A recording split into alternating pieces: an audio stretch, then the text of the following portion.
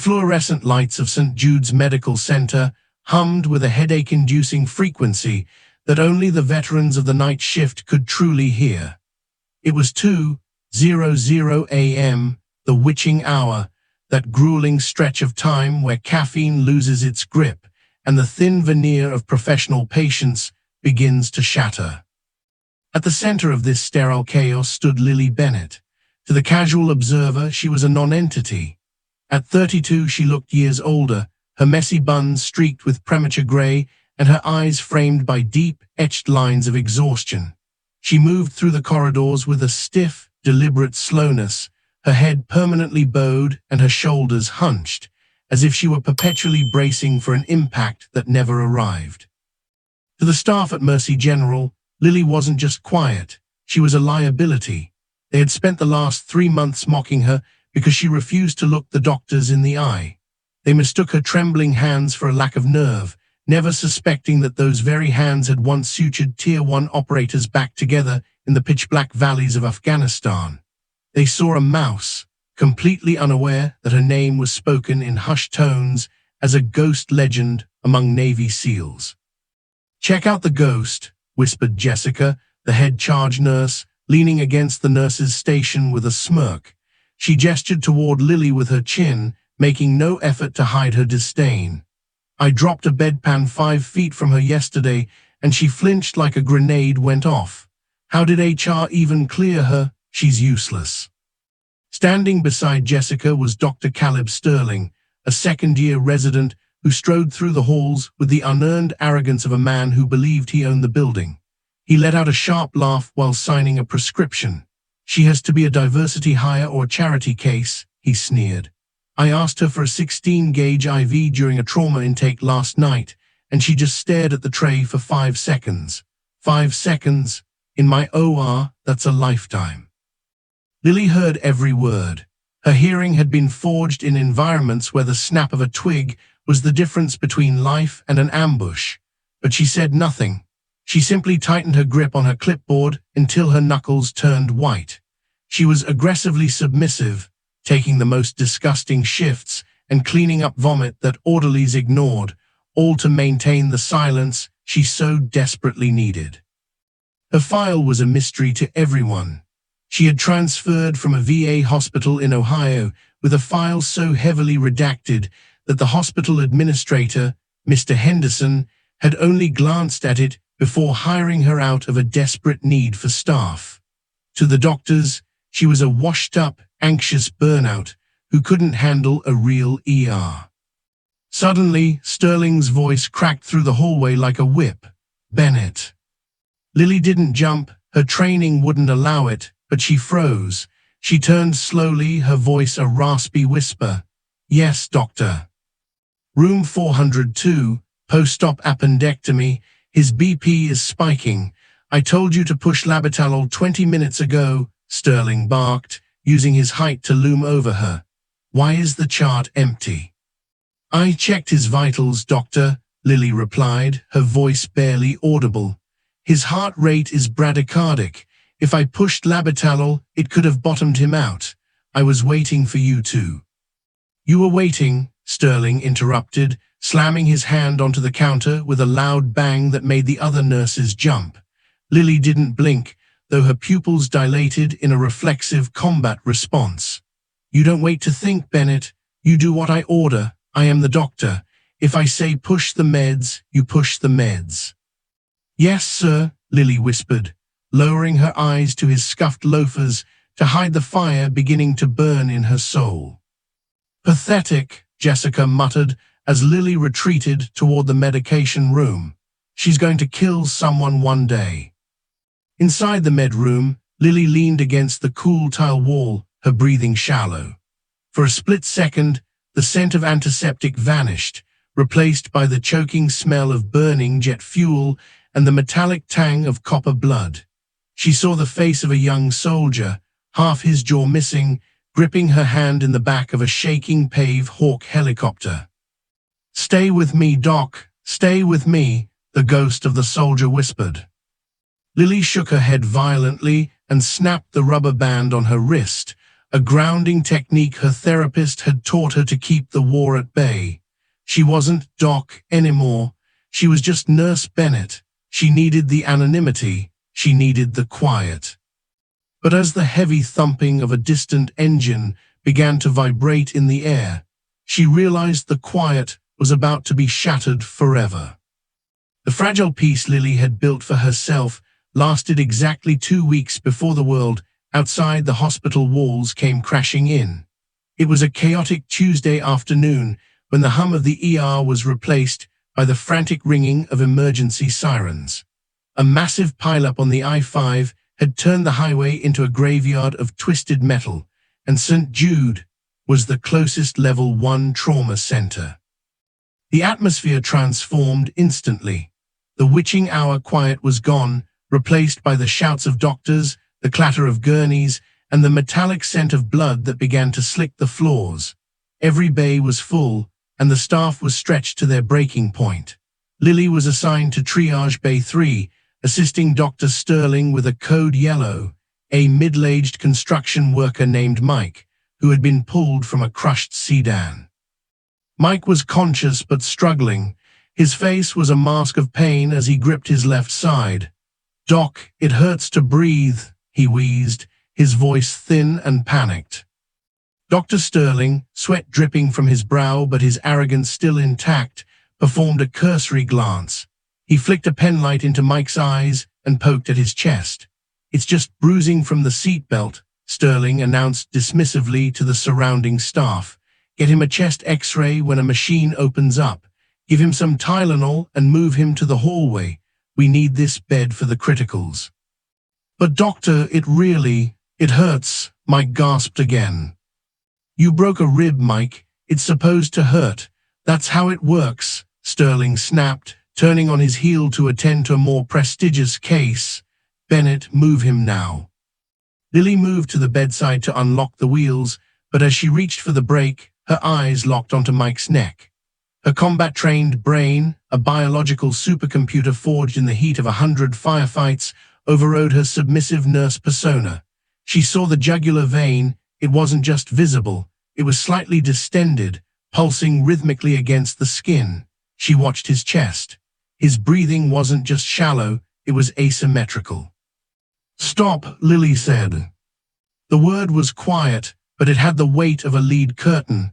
Sterling spun around, his face reddening. "Excuse me." "Don't move him," Lily said. Her voice was no longer a raspy whisper. It was flat, cold, and carried a terrifyingly calm authority. "I am the attending here, Bennett. I cleared him. Move the damn bed," Sterling hissed, stepping into her space. Lily didn't flinch. She pointed to Mike's neck. "Look at his JVD," she commanded. "Look at the tracheal deviation starting. It's slight, but it's there. Listen to his speech pattern. He's air-hungry." She stepped closer to the bed, her eyes scanning Mike with a predatory focus. "This isn't a broken rib. It's a tension pneumothorax, and it's evolving fast. If you move him to the hallway, he codes in 5 minutes. He dies in 7. The entire bay went silent. Jessica, who was stocking gauze nearby, froze in mid-motion. Sterling looked at Lily as if the hospital mouse had suddenly started speaking in tongues. "You are a nurse," Sterling spat, his voice trembling with a mix of rage and shock. "You do not diagnose, you do not speak, you." Beep, beep, beep. The cardiac monitor exploded into a scream. Mike's eyes rolled back into his head, his hands clawing at the air before falling limp. His blood pressure plummeted to 60/40. "He's crashing," Jessica screamed. The arrogance drained from Sterling's face, replaced by the terrified incompetence of a resident who realized he had made a fatal miscall. Get the crash cart, tube him, get anesthesia down here," he stuttered, his hands shaking as he reached for a mask. "No time," Lily said. She didn't ask for permission. She didn't wait for an order. In one fluid, practiced motion, Lily reached into her scrub pocket. She didn't have a scalpel, but she didn't need one. She pulled out a thick 14-gauge angiocath needle. With her left hand, She ripped Mike's gown open, exposing the pale, strained skin of his chest. "Bennett, what the hell are you doing?" Sterling shouted, lunging forward to grab her arm. Without even looking at him, Lily caught Sterling's wrist midair. Her grip was iron, the strength of a soldier who had climbed mountains with 60 pounds of gear. She squeezed so hard that Sterling yelped, his knees buckling as he was forced to the floor. "Step back," she ordered. It wasn't a request, it was a field order. She palpated the chest wall once, twice, finding the second intercostal space. Thump. Without a hint of hesitation, she drove the needle deep into Mike's chest. A loud hiss of trapped air escaped the chest cavity, audible even over the sirens and shouting of the ER. It sounded like a tire deflating. Mike gasped, a massive, life-affirming intake of breath. Instantly, the monitor stabilized. The heart rate settled, and the blood pressure began its climb back from the brink. Lily taped the needle in place and checked Mike's pupils, her movements a blur of professional efficiency. Only when she was certain he was stable did she finally let out the breath she had been holding. She turned to find the entire trauma team staring at her in stunned silence. Sterling was on his feet now, clutching his bruised wrist, his face a mask of humiliation and pure, unadulterated rage. "Needle decompression," Lily said quietly, her voice reverting to that submissive whisper as her shoulders slumped back into their hunched posture. "Standard protocol for that kind of thing. Sorry, doctor, I panicked." "You panicked," Sterling whispered, stepping toward her. "You just performed an advanced surgical procedure without a license. You assaulted a doctor. He looked at Mike, who was now pink and breathing comfortably, but his ego was wounded far worse than his wrist. "Get out," Sterling hissed, his voice trembling. "Get out of my ER. You're done, Bennett. I'm going to the board. You'll never work in medicine again." Lily didn't argue, she didn't defend herself, she simply nodded at the floor. "Yes, doctor." She walked out of the ER, passing the stunned gazes of nurses who had spent months laughing at her. She went to the locker room, sat on the cold wooden bench, and began to untie her shoes. It was over.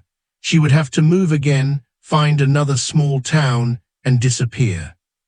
But as her hand brushed against the worn dog tags in her bag, Lieutenant Commander L. Mitchell, call sign, Valkyrie, the ground beneath the hospital began to shake. A mechanical growl, deeper and more powerful than any medevac, began to rattle the ceiling tiles. Lily froze. She knew that sound better than her own heartbeat. "No," she whispered, looking at the high locker room window. "Not here, please, not here." The Navy had come to collect their ghost. The vibration didn't start in the ears. It started in the marrow of the bones. It was a rhythmic, bone-shaking thump, thump, thump that made the coffee in the break room ripples and the surgical instruments in the sterile trays dance with a metallic chatter. Outside the hospital's main entrance, the night sky was swallowed by a massive, looming shadow. A Sikorsky MH-60M Black Hawk, painted in a non-reflective, matte black stealth finish, tilted its nose up, flared its rotors, and began its descent. It didn't head for the rooftop helipad meant for civilian life flight choppers. Instead, it hovered directly over the VIP parking lot. The downwash was immense. Dr. Sterling's expensive silver sedan was buffeted by 100-mile-per-hour winds, its alarm wailing as the helicopter's landing gear crushed the Physician of the Month sign into the pavement. The sheer audacity of the landing brought the entire hospital to a standstill. Patients pressed their faces against windows. Security guards stood frozen, their mouths agape. Inside the locker room, Lily Bennett felt the vibration and closed her eyes. She knew that specific engine hum. It was a ghost bird from the 160th Special Operations Aviation Regiment. They weren't here for a routine transfer. They were on a war footing. No, no, no, she whispered, her hands gripping the edge of the wooden bench. I buried that version of me. I buried her in the sand. In the ER lobby, Dr. Caleb Sterling was in the middle of a heated phone call with HR, demanding Lily's immediate blacklisting, when the automatic sliding doors hissed open. The air that rushed in smelled of high-octane jet fuel and cold rain. 4 men strode in. They didn't look like soldiers. They looked like monsters from a nightmare. They wore multicam combat uniforms stripped of all identifying insignia, heavy plate carriers, and high-cut ballistic helmets with night vision shrouds. Their faces were obscured by thick, dust-caked beards and wraparound tactical sunglasses. Each carried an HK-416 carbine held in a low-ready position, their movements fluid, synchronized, and terrifyingly purposeful. The hospital security guard, a retired cop named Saul, took one look at the lead operator and decided his paycheck wasn't nearly high enough to draw his weapon. He stepped back, hands raised.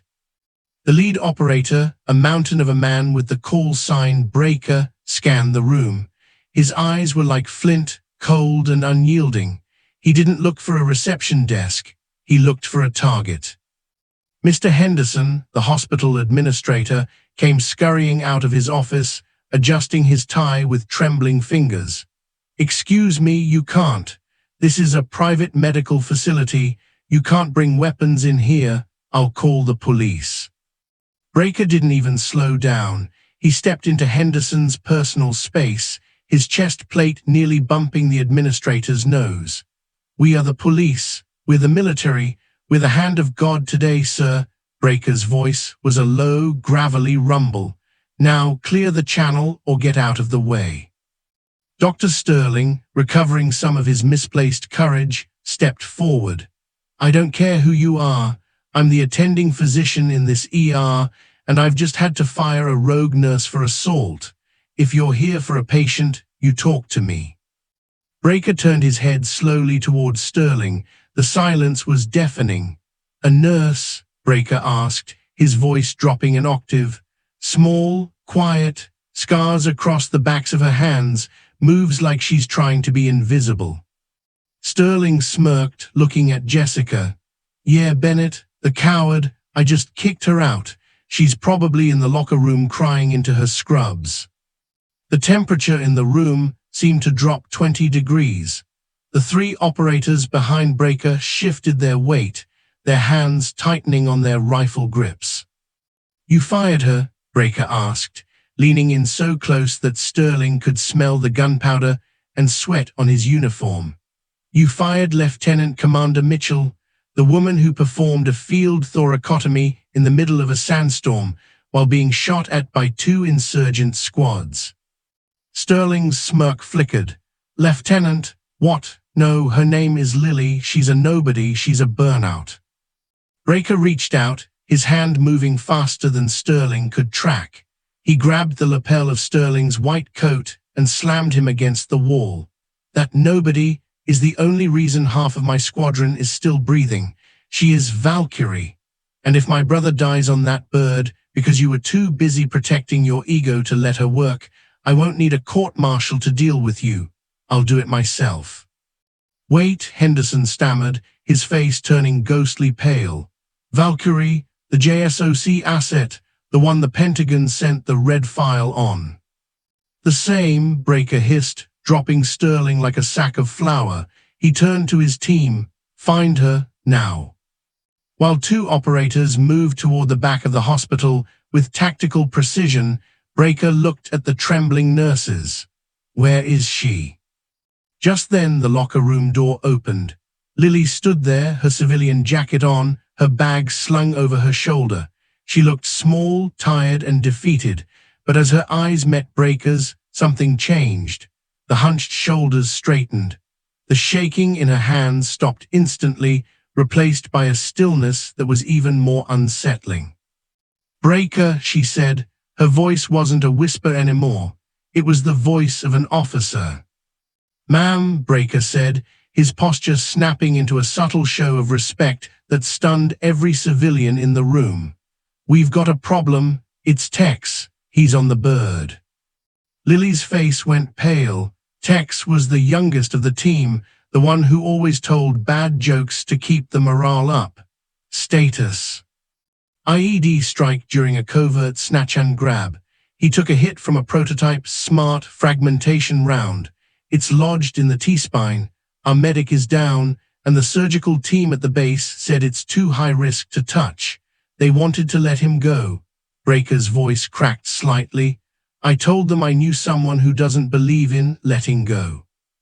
Lily looked at Dr. Sterling, who was cowering behind a desk, and then at the hospital. She was about to leave. I was fired, Breaker, Lily said, a hint of irony in her voice.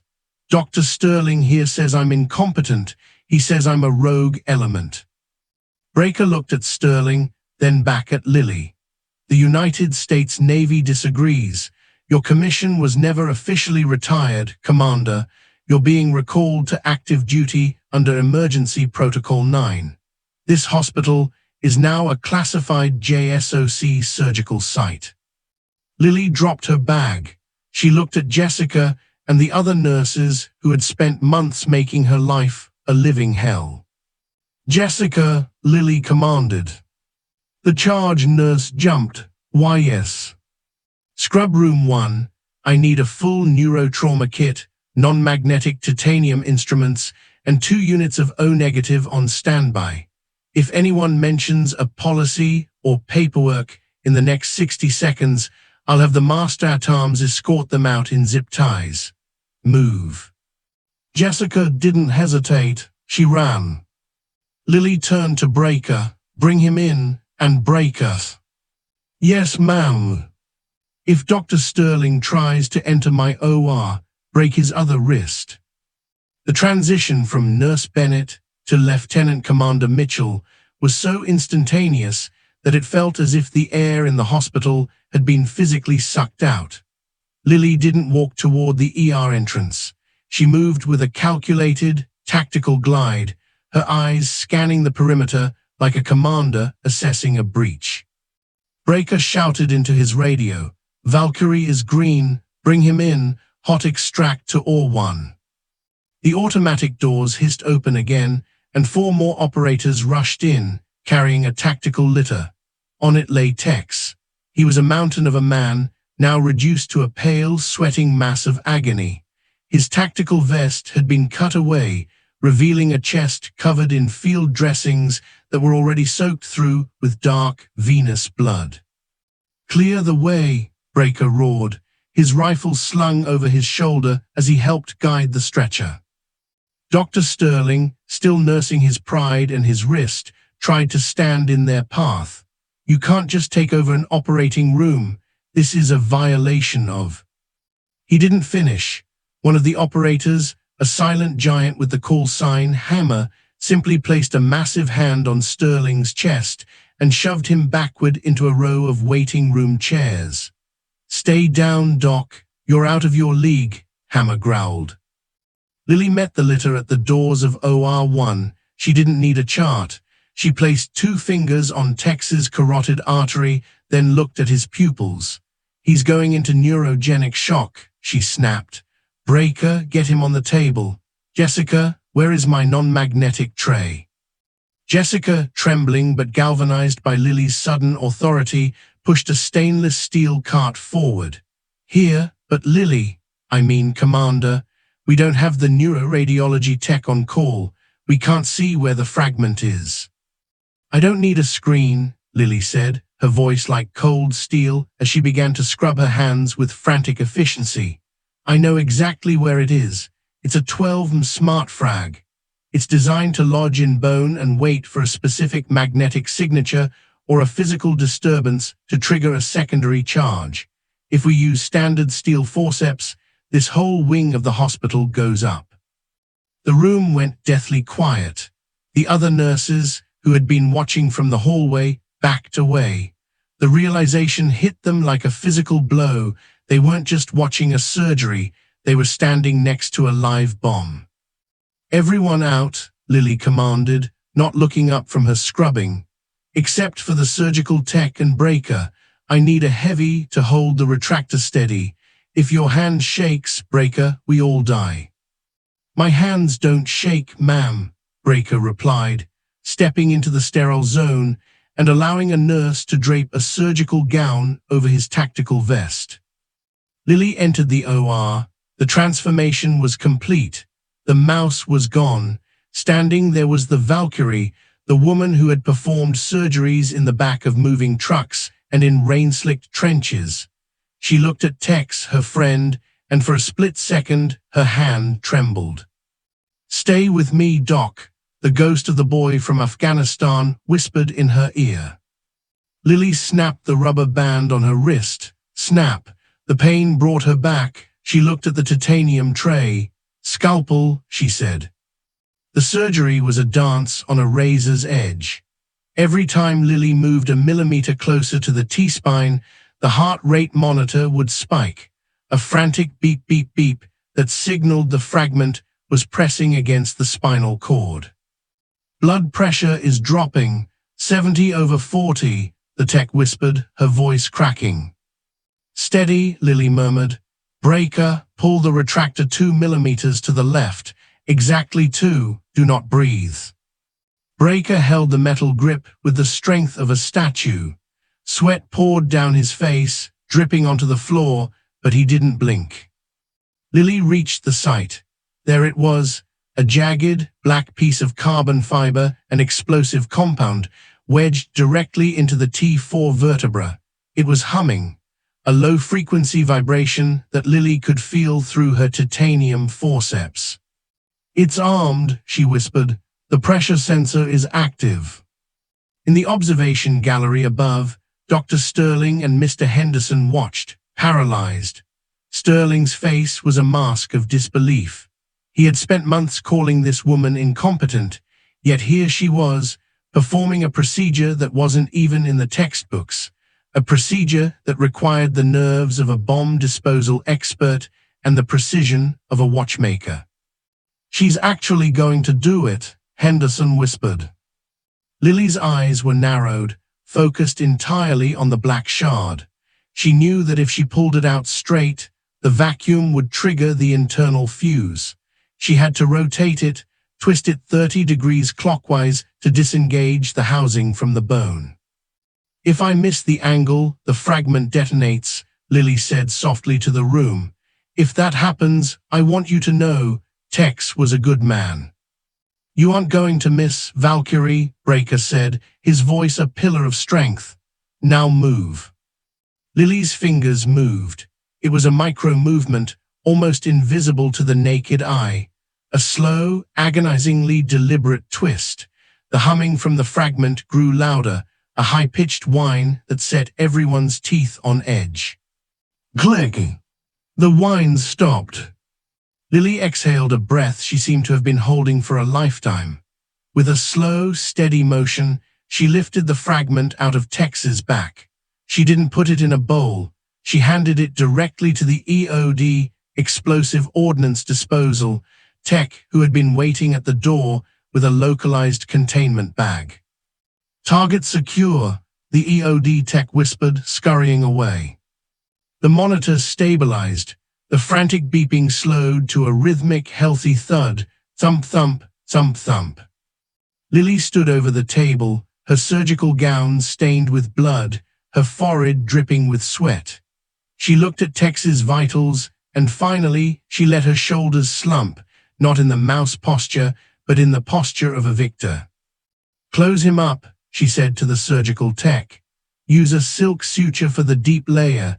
He likes to brag about his scars. Make sure this one looks cool for him." She walked out of the OR, tearing her mask off. As she stepped into the hallway, she found a crowd, not just the SEALs, but the entire hospital staff. Jessica was crying. The security guard was saluting. And then there was Dr. Sterling. He stepped forward, his mouth opening and closing like a fish out of water. I didn't know. Lily, I mean, Commander. The report said you were unstable, I thought." Lily didn't let him finish. She didn't scream and she didn't hit him. She simply walked up to him until they were inches apart. The quiet nurse was gone. "You didn't think, Caleb," she said, her voice cold enough to frost the windows. You assumed that because I was quiet, I was weak. You assumed that because I didn't play your political games, I didn't have talent." She leaned in closer, her eyes boring into his. "You almost killed a man tonight because you were too proud to listen to a nurse. If I ever see you near a patient again, I won't just fire you. I'll ensure the Board of Medicine hears exactly how you let your ego lead to a near-fatal misdiagnosis." She turned to Mr. Henderson. "My resignation stands, but you aren't firing me. I'm quitting. I have a more important job to do." Breaker stepped up behind her, placing a heavy hand on her shoulder. "The bird is fueled up, Commander. The Admiral is waiting for your call." Lily looked back at the hospital one last time. The ghost had been found. It was time to become a legend again.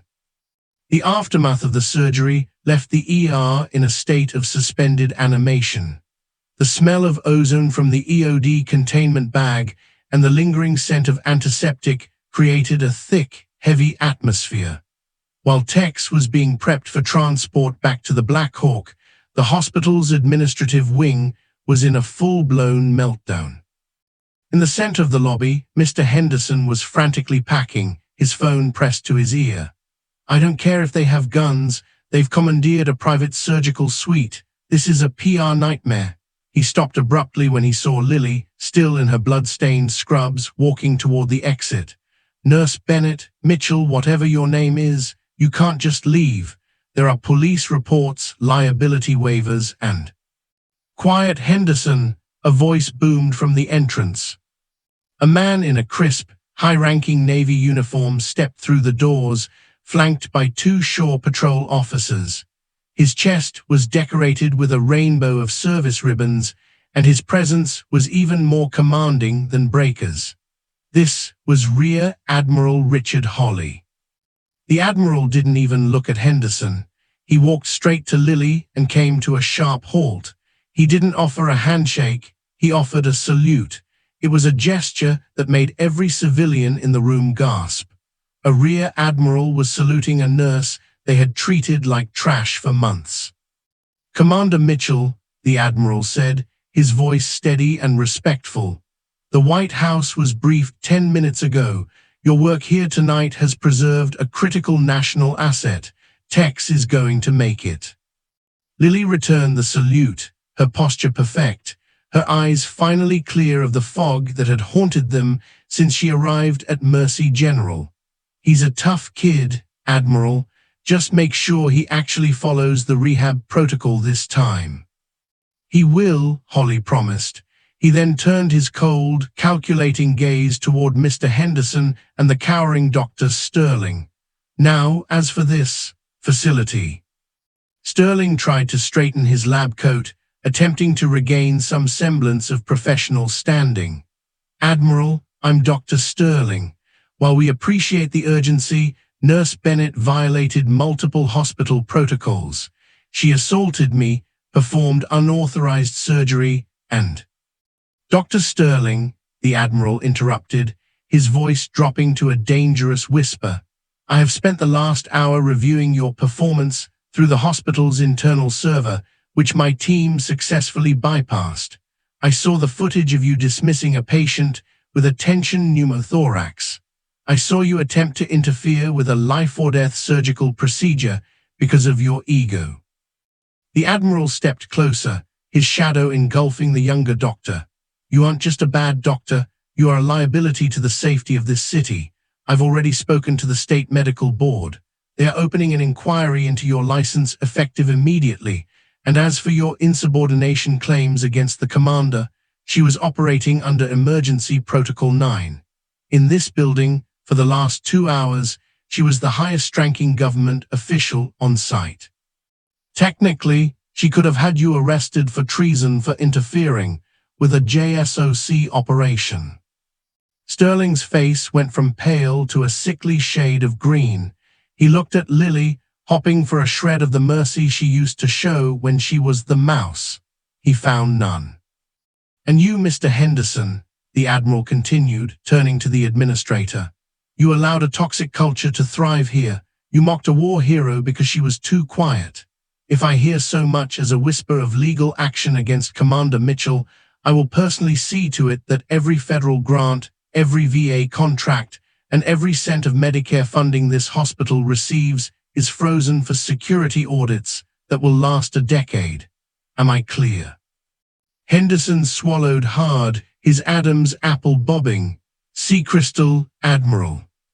Lily looked at the nurse's station, where Jessica was hiding behind a computer monitor. She walked over, the heavy thud of her combat-ready boots echoing on the linoleum. Jessica looked up, trembling. "The patient in 402, Lily said calmly. "The one Dr. Sterling told me to push labetalol on." "Why, yes," Jessica stammered. "He needs a fluid bolus and a cardiology consult. His bradycardia is a side effect of his thyroid meds, not a post-op complication. If you had pushed that drug like Sterling wanted, his heart would have stopped. Make sure the morning shift knows." Lily didn't wait for a response. She turned back to the Admiral. "I'm done here, sir. My bags are in the locker room." "The Black Hawk is waiting, Lily," Breaker said, appearing at her side. "The boys want their Valkyrie back." "I'm not going back to the field, Breaker," Lily said firmly. "My hands, they're steady tonight, but the ghosts are still there. I can't be the one in the trenches anymore." The Admiral nodded, as if he had expected this. "We know, but we have a different mission for you. The medical training center at Coronado is failing. We're losing too many medics in the field because they aren't being taught the reality of combat trauma. They need a legend. They need someone who has seen the dark valleys and walked out." Lily looked at her hands. They were stained with Tex's blood, but for the first time in years, they weren't shaking. She realized that she didn't have to hide from her past to heal. She could use her pain to protect the next generation. "Coronado?" Lily asked. "Coronado," the Admiral confirmed. Lily looked at Dr. Sterling one last time. He was sitting on the floor, his career in ruins, his arrogance shattered. Then she looked at the SEALs, her brothers. "Let's go," she said. As she walked out of the sliding doors, the downwash of the Black Hawk whipped her hair around her face. She didn't flinch. She didn't hunch her shoulders.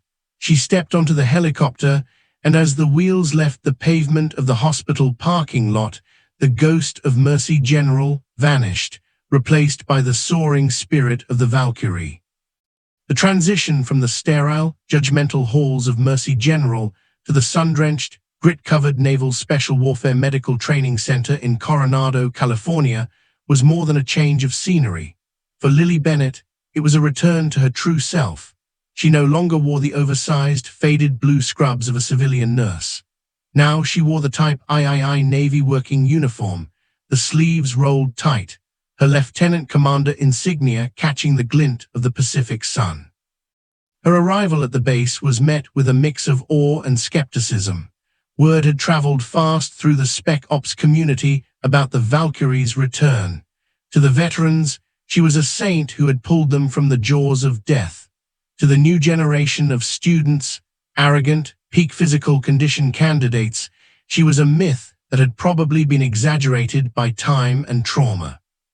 Lily stood at the back of the auditorium, watching the current instructor, a young chief with more ego than field hours, struggle to explain the complexities of a field tracheotomy. "If the airway is blocked, you just slice and tube," the chief said, gesturing nonchalantly at a plastic mannequin. "It's about speed, not finesse."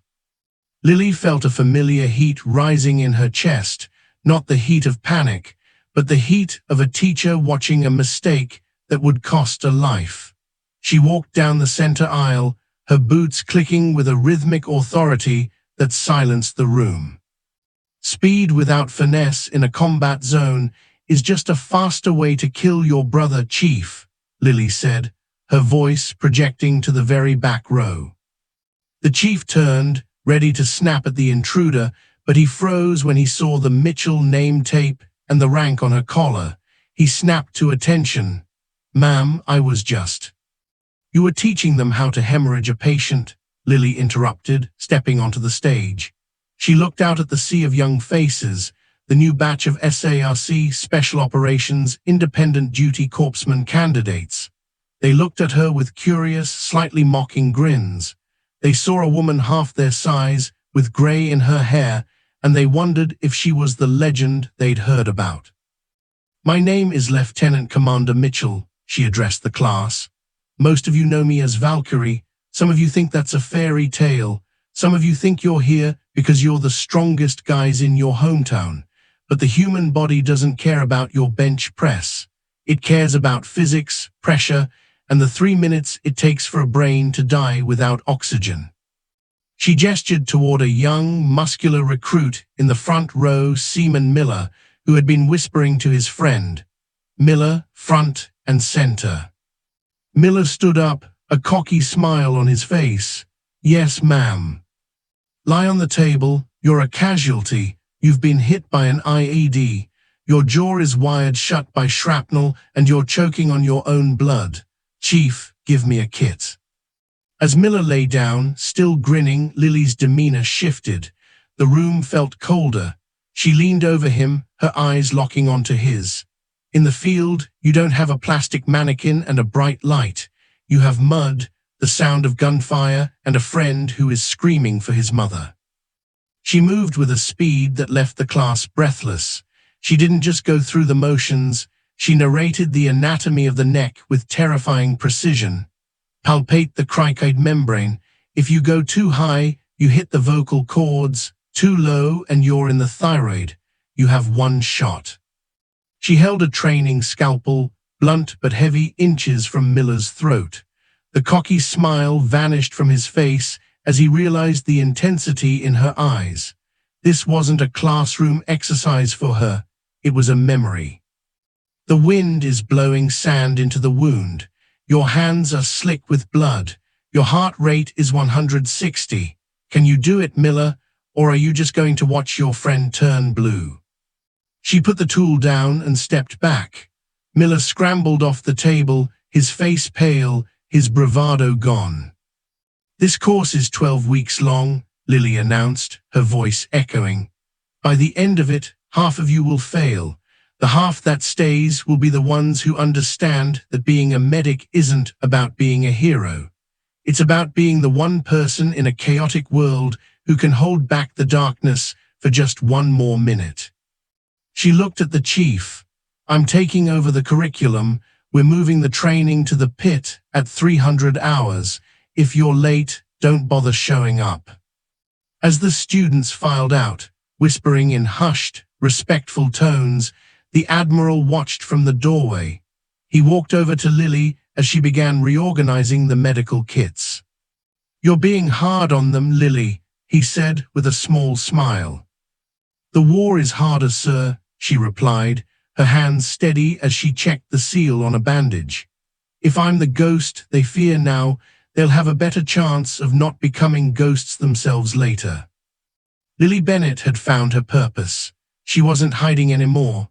She was building an army of healers, ensuring that the legacy of the Valkyrie would live on in every life they saved. She had walked into Mercy General as a woman lost in her own shadow, but she had walked out as the light that would guide others through the storm. The pit at Coronado was not a classroom, it was a psychological furnace. To the SARC candidates, it was a place of nightmares, designed to break their bodies and spirits to see what remained. At 300 hours, the coastal fog was a thick, wet shroud that clung to the skin. The only light came from the flickering orange glow of chemical flares and the strobing red of simulated emergency beacons. Lily stood at the edge of the training grounds, her silhouette sharp against the mist. She wasn't holding a clipboard, she was wearing a tactical vest and a headset. Behind her, a massive speaker system pumped out the deafening, bone-jarring sounds of heavy machine gun fire and the rhythmic whop-whop-whop of a damaged rotor.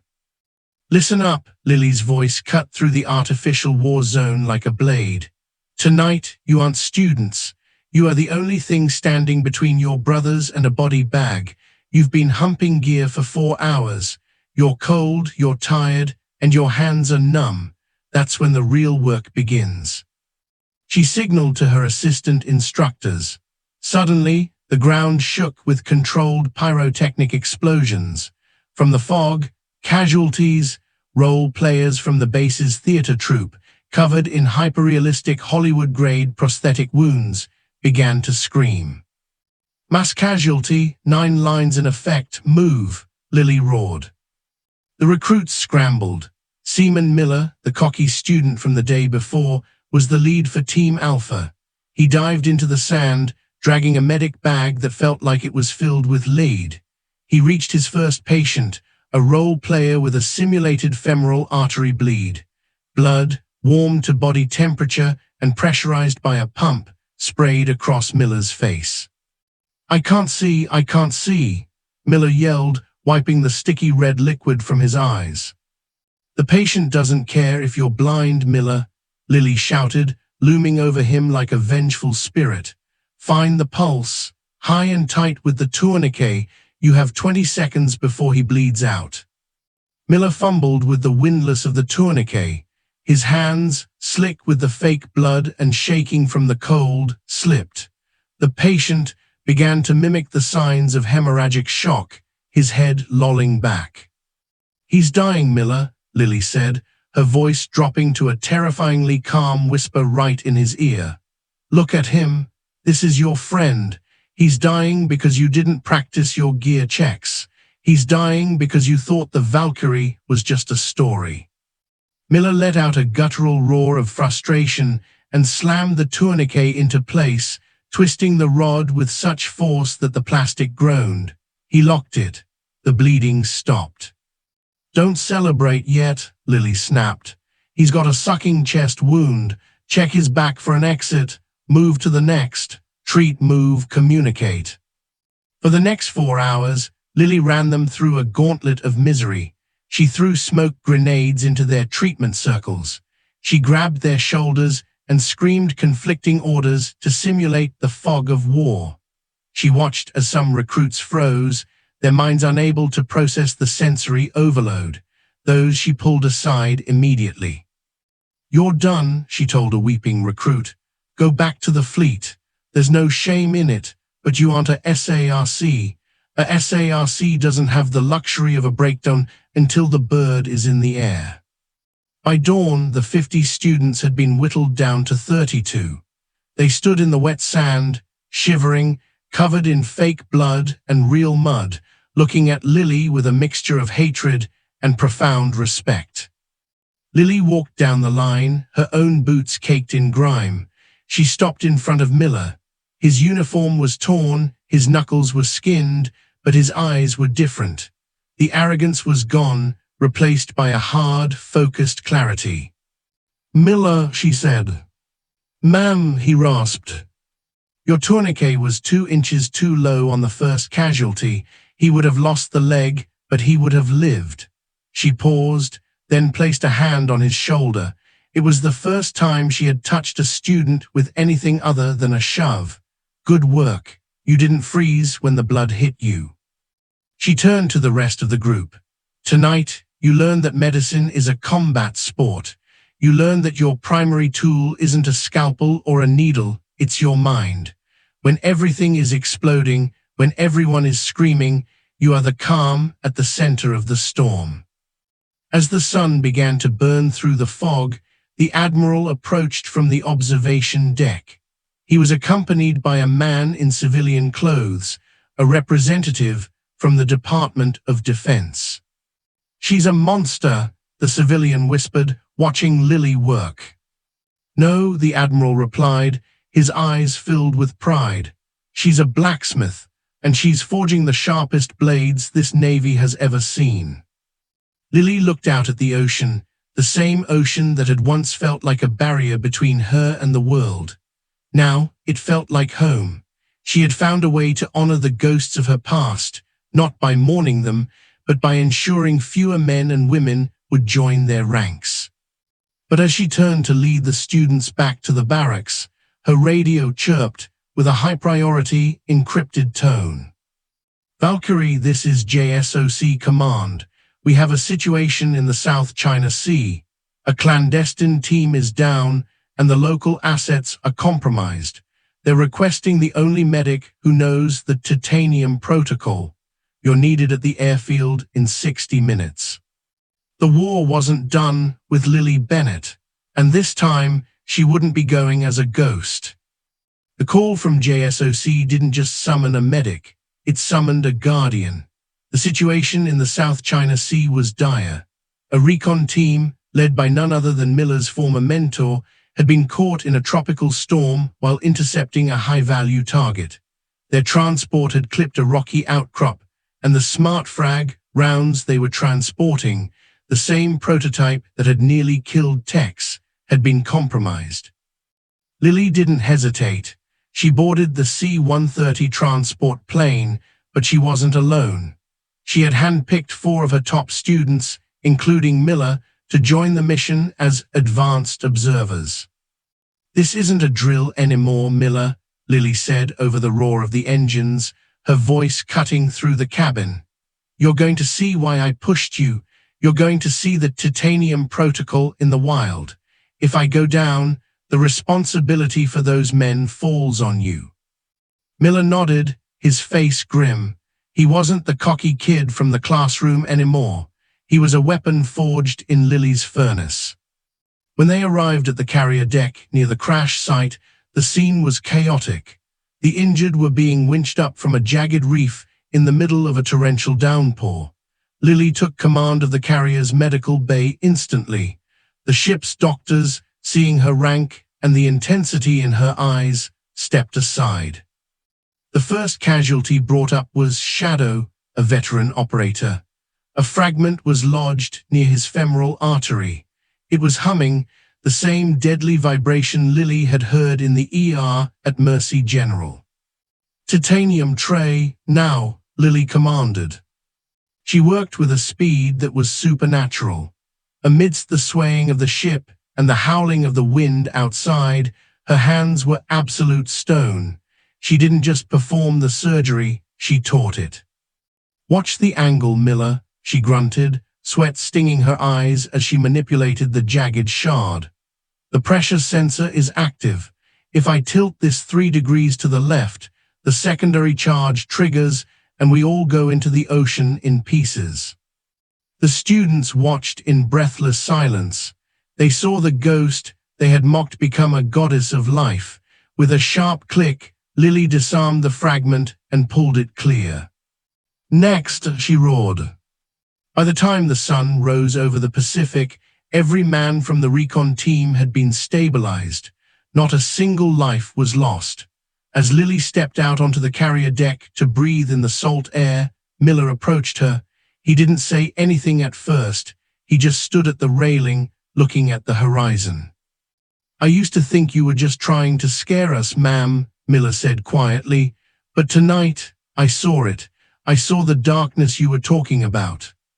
Lily looked at him, a soft, weary smile touching her lips.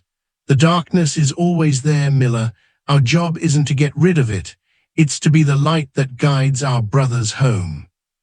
A few weeks later, Lily returned to the training center at Coronado, but things were different. She no longer felt the need to snap the rubber band on her wrist. The ghosts of Afghanistan hadn't disappeared, but they were no longer screaming. They were at peace, honored by the lives she was saving through her students. She stood at the front of a new class of recruits. They had all heard the stories: the nurse who defied a doctor, the legend who commanded a Black Hawk, the Valkyrie who saved a carrier crew. "Some of you have heard stories about me," she began, her voice calm and resonant. "You've heard I'm a ghost. You've heard I'm hard." She stopped in front of a young recruit whose hands were trembling slightly as he held his medical kit. She looked at his hands, then up at his eyes. She smiled, a genuine, encouraging smile that reached her eyes. "They're right," she whispered, "but stick with me and I'll make you unbreakable." Lily turned to the chalkboard and wrote one word in large, bold letters: survive. "Lights out," she commanded. "Let's begin." Lily Bennett had walked into St. Jude's Medical Center as a ghost hiding from her past. She walked out as a legend, reminding the world that true strength doesn't need to shout to be heard. She had found a new battlefield, one where she didn't carry a rifle, but a scalpel and a lesson. She was no longer running from the war, she was winning it, one student at a time. As the Ghost Bird helicopter flew overhead on a training run, Lily looked up and saluted the sky. She was Valkyrie, and she was finally home.